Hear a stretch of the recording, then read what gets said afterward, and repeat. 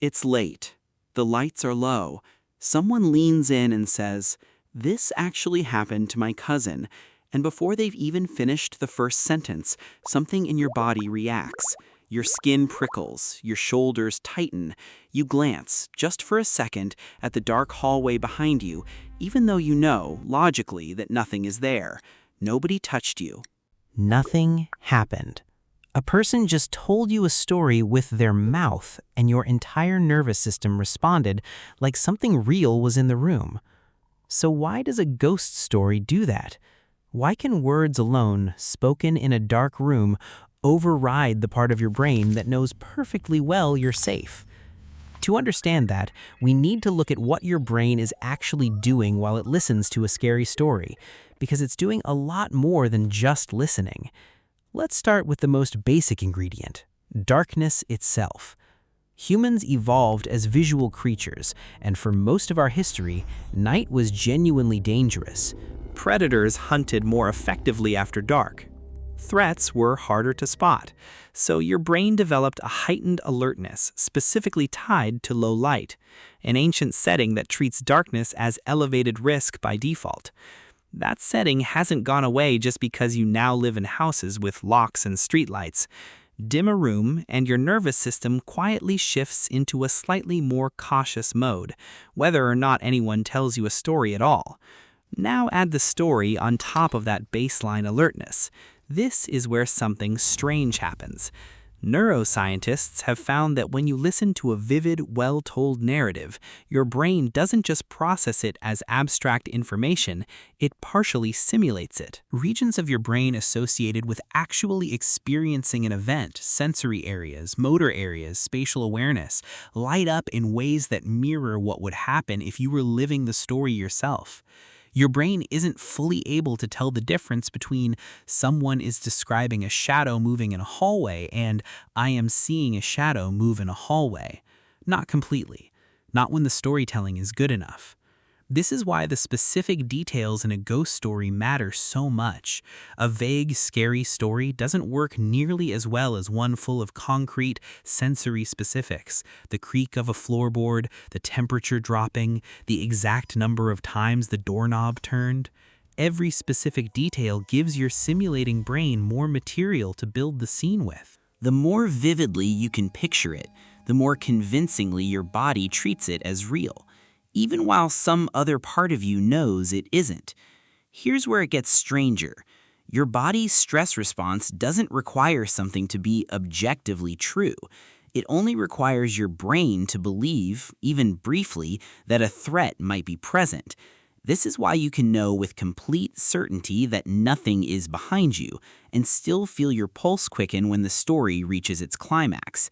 The rational, knowing part of your brain and the older, faster threat detection part of your brain aren't always in agreement, and the older system usually wins the first round. It reacts first and asks questions later, because throughout most of human history, the cost of a false alarm was much lower than the cost of missing a real threat. There's also a fascinating physical piece to this. When your brain registers a potential threat, even an imagined one, it triggers a small, quick release of stress hormones, including adrenaline. That's the actual physical cause of the chill running down your spine, the tightening in your chest, the prickling on your arms. Your body isn't imagining the sensation. The sensation is real. It's just being triggered by a threat that exists only in the story you're hearing, not in the room around you. So why do people enjoy this at all? Feeling afraid doesn't sound like something we'd choose on purpose. This is where psychologists point to something called benign masochism, the enjoyment of experiences that would normally feel unpleasant, but only because your brain has full confidence that you're actually safe. You know you're sitting in a room with friends. You know it's just a story. That safety net is what transforms fear into entertainment instead of genuine panic. Remove the safety and the exact same physical sensations stop being fun immediately.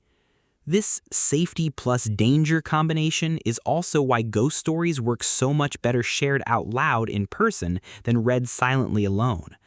A shared story creates a shared physiological experience. When one person in the group gasps or shivers, it can trigger a small mirrored response in everyone else nearby, a kind of social amplification of fear. Storytelling around a fire or a flashlight under someone's chin isn't just tradition. It's practically engineered to maximize the exact psychological conditions that make chills happen. Interestingly, not everyone reacts to ghost stories the same way.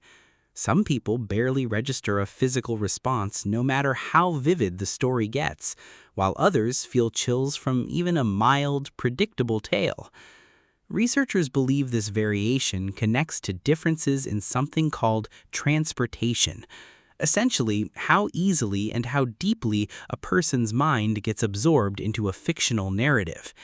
People who transport more easily into stories tend to experience stronger physical reactions to them, whether those stories are frightening, sad, or joyful.